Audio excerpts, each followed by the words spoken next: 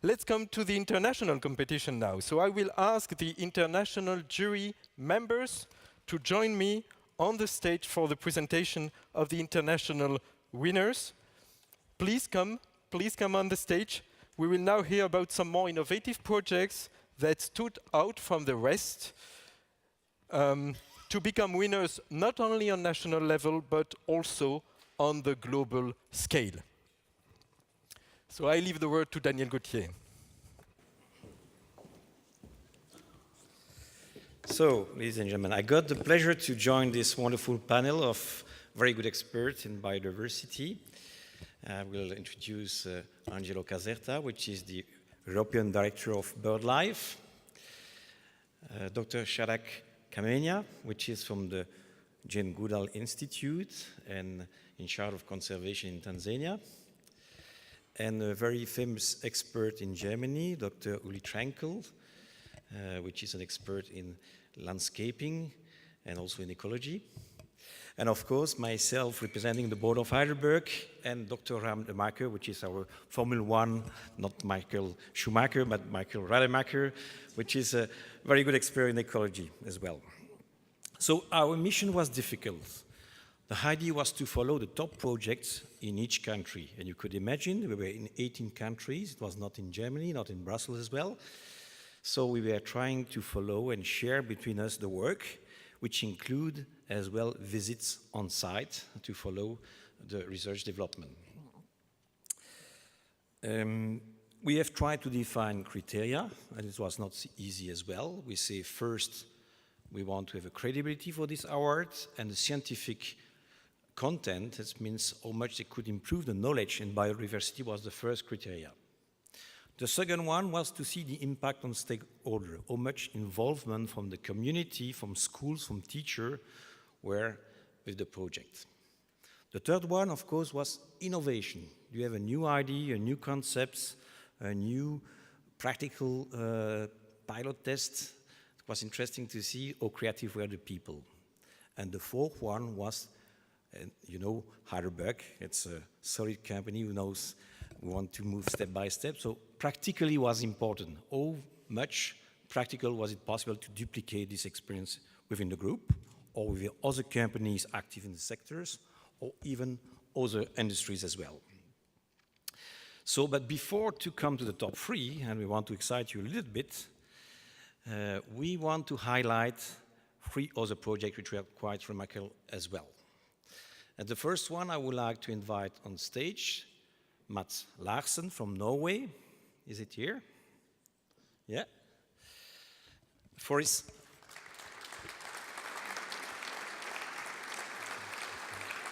Mats. Okay. Mats, I think, has made an outstanding work of presentation, and you have a chance later, if you want, on display in the back of the room to see his wonderful presentation about his project in Norway, which is called Rehabilitation Norvet Beton. Okay, it's a hard quarry we have in Norway. So, Mr. Trankel, thanks a lot, Matt, and some applause again.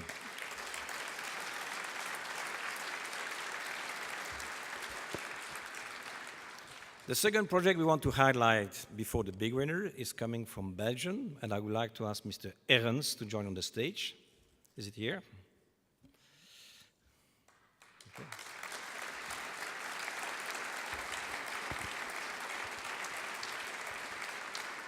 We want to highlight this project because it was an old quarry, which was now finished for already a while, and the way that he has been able to incorporate that in the community, the way that involve schools, children, to make camp in summer, to work for restoration, to know exactly what is the exceptional nature they have close to their community. It's a wonderful project. Also the way that we have integrated with BirdLife in conservation, that's a good example.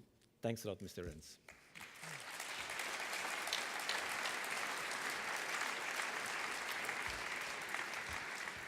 And the third one is from Germany, and I would like to call a school from Schelklingen. They are teachers and children. Are they here? Yeah, on stage.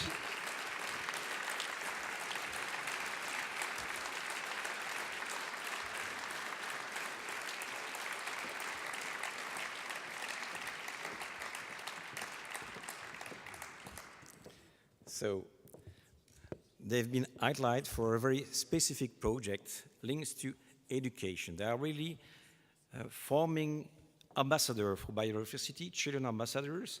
The idea is to make herbal tea from the quarries, so they collect plants in the quarry, and they've made a wonderful experience during the year with the students.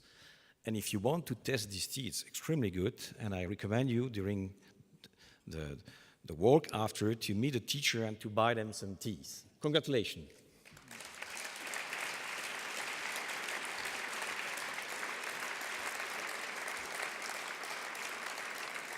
So all this project has not received a prize award, but will support them to develop and duplicate the same experience in different quarries of Germany. And we will try to pick for next year as well some quarries in Europe. Thanks a lot.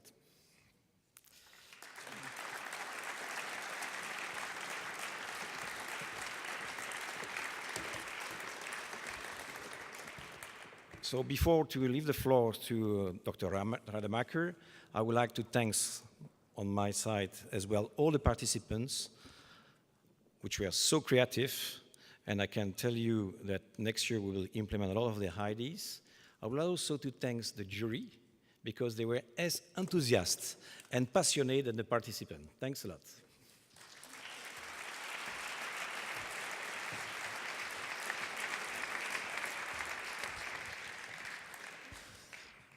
Good evening, ladies and gentlemen. Guten Abend, meine sehr geehrten Damen und Herren. I'm very happy to present on behalf of the international jury now the International Koi Life Award winning projects. After a long deliberation of several hours, debating the outstanding results, the applicability, the scientific input, and the innovative ideas, the international jury is proud to name the third place of the overall international award to United Kingdom with the project Restoration of Quarry Silt Lagoons for Wading Birds. So please, UK team, join us on the stage.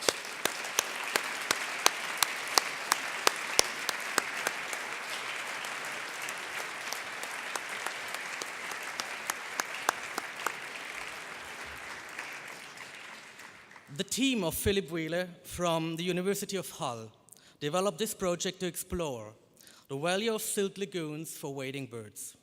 To do this, they investigated sediment composition, invertebrate food availability, and monitored bird activity at Wycombe Quarry in North Yorkshire. Wading birds have declined across Europe due to habitat loss. However, in aggregate mining sites, wading birds are often observed in lagoons. These lagoons are created by depositing a fine sediment material coming from the washing process. The researchers asked the question if such lagoons could recreate lost wader habitats. By studying bird activity and analyzing sediment samples in different ponds at Wycombe Quarry, the team found out that these ponds do provide habitat for wading birds at certain times of the year. To enhance the habitat, young silt lagoons, the team proposed to introduce some larger and more variable particles, making room for air bubbles to avoid anoxic conditions. In many quarries, flood control have removed lagoon areas from the natural landscape. Quarrying provides the opportunity to bring some of these habitats back. To maximize this opportunity, we need more studies like this to better understand such habitats and their potential. The project provided first answers on very important questions regarding the protection of wading birds and the creation of rest zones for migrating birds in mining sites. Their study provided as a first insight on the structure of available food sources or the lack thereof. However, it also created new questions. Up until now, the biological process of these sites has not been fully understood. This project offers clear proposals for further studies, and it's an important next step to furthering our knowledge of this important habitat. This project proposes management plans for sand and gravel pits that help create more valuable habitats for wading birds. The outcome of this project can be applied at multiple Heidelberg cement sites. The findings of this study can also have a significant impact on the future of such sites across Europe. Heidelberg Cement will therefore support further investigations and the validation of their initial findings. So once again, congratulations to the UK team. I would like to ask now Chadwick, as he has already done, to give the trophy to the team. Many thanks once again and congratulations.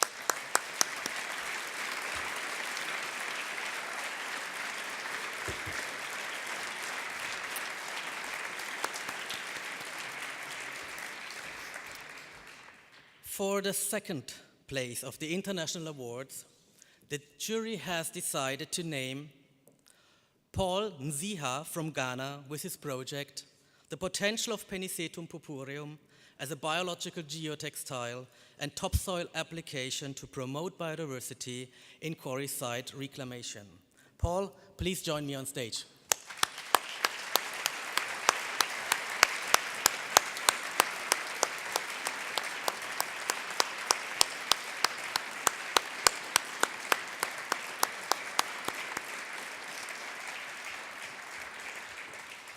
In Ghana, heavy downpours during rainy season can destroy quarry rehabilitation projects. Failure to stabilize slopes during the initial stages of revegetation puts them at a risk of erosion. Erosion also causes the siltation of rivers and streams by sediments being washed from the hills, polluting the rivers and streams. This jeopardizes the biodiversity of the aquatic ecosystem. The project of Paul and his team addresses this problem with soil stabilization mats. These mats are made from readily available elephant grass, woven together and put in place by the local community. Paul implemented the mats on several field experimental plots on slopes in the Yongwa quarry in Ghana. By protecting the topsoil from erosion, the richness of species was greatly enhanced and allowed for quicker establishment of habitats.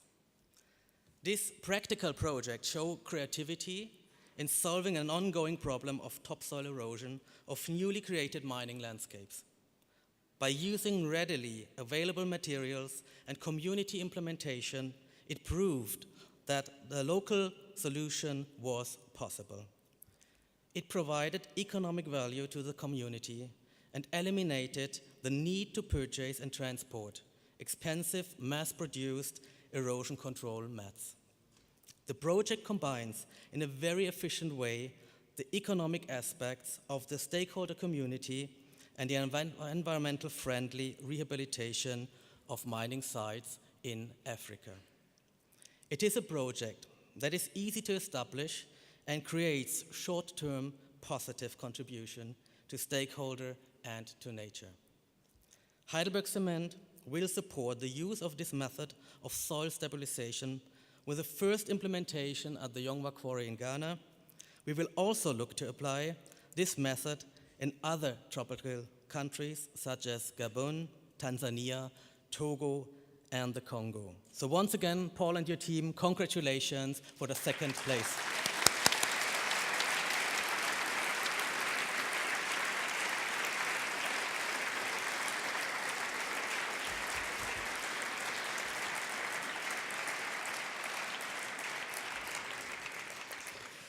And now, the moment has come to announce the overall winner of the first edition of the Quarry Life Award worldwide.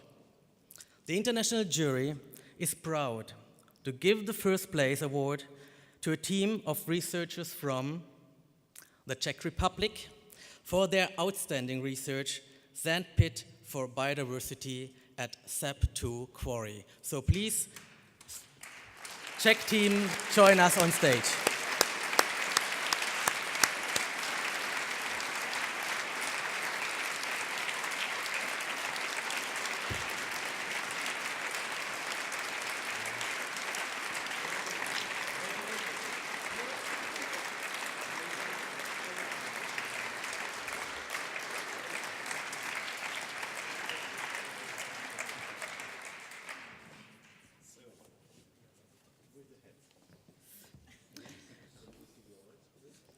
As in many other countries in Europe, the Czech Republic mining sites must be very often reclaimed to their original use, for example, to forest or agricultural land.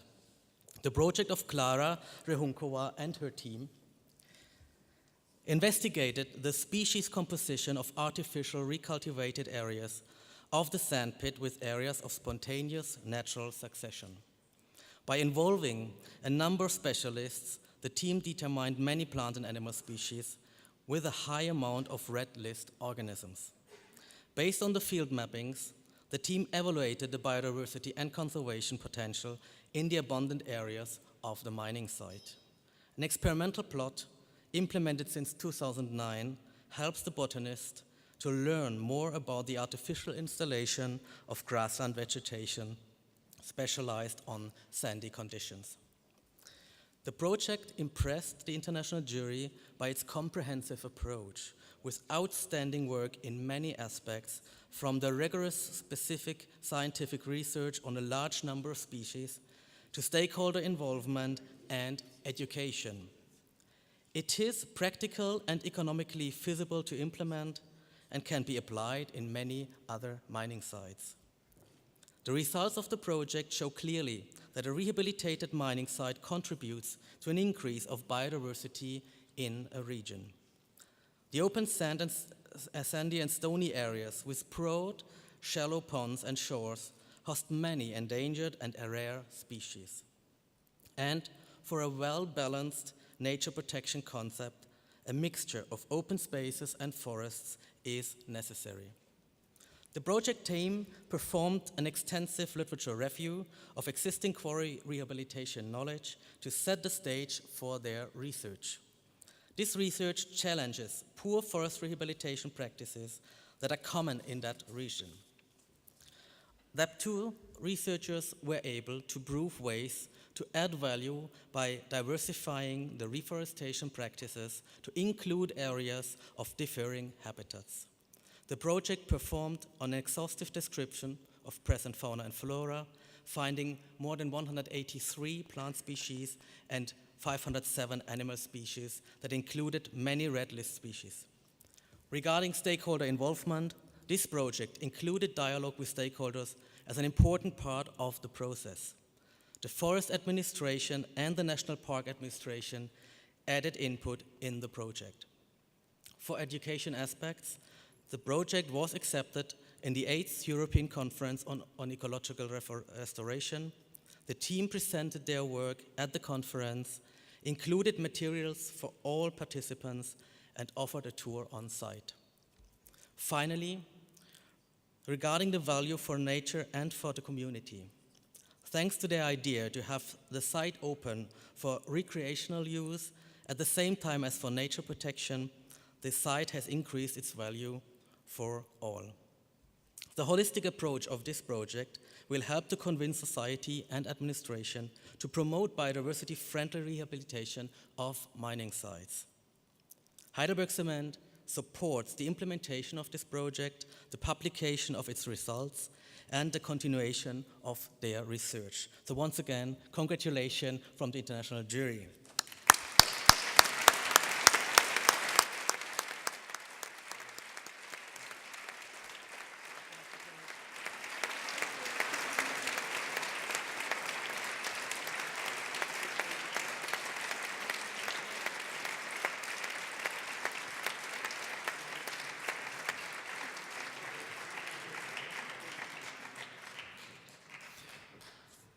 So indeed, congratulations to our winners for this first Quarry Life Award competition. Thanks a lot. We come to the end. I would like to inform you that all final reports of all winners will be published tomorrow on the website of the Quarry Life Award. So if you are interested, you can have access to some more information. And that you can find in the entrance hall some project profiles and also some books which are for you to raise your knowledge about the achievements of all these projects in the quarries. I would like to thank a lot the participants to this first edition of the Quarry Life Award. We were really impressed by their results. We were really impressed and surprised by the number of candidates we had for this first award. So thanks a lot to these participants. Thanks to the jury members, of course. Thanks to Dr. Jane Goodall for her participation to the first ceremony. Thanks to the one who joined us through internet, so have a good evening. And I also wish you an excellent evening. We have now a networking cocktail, so I invite you to discuss with our winners, with the participants, and with Dr. Goodall. A last word to say thank you for all those who organized this first competition. So I would like to thank the national coordinators in all of these 18 countries within the group who dedicated much time and energy. I would like to thank, of course, also the communication department of Heidelberg Cement and Stephanie Kaufmann, who supported a lot. I would like to thank my own team, Cécile Moreau, Amy Weedle, the group coordinator, Michael, who is of course always a driving force for biodiversity in this group. So thanks to all. Have a good evening. We invite you to follow and to support the next edition of the Quarry Life Award to be launched as from fall 2013, so that nature is indeed the biggest winner. Thank you very much.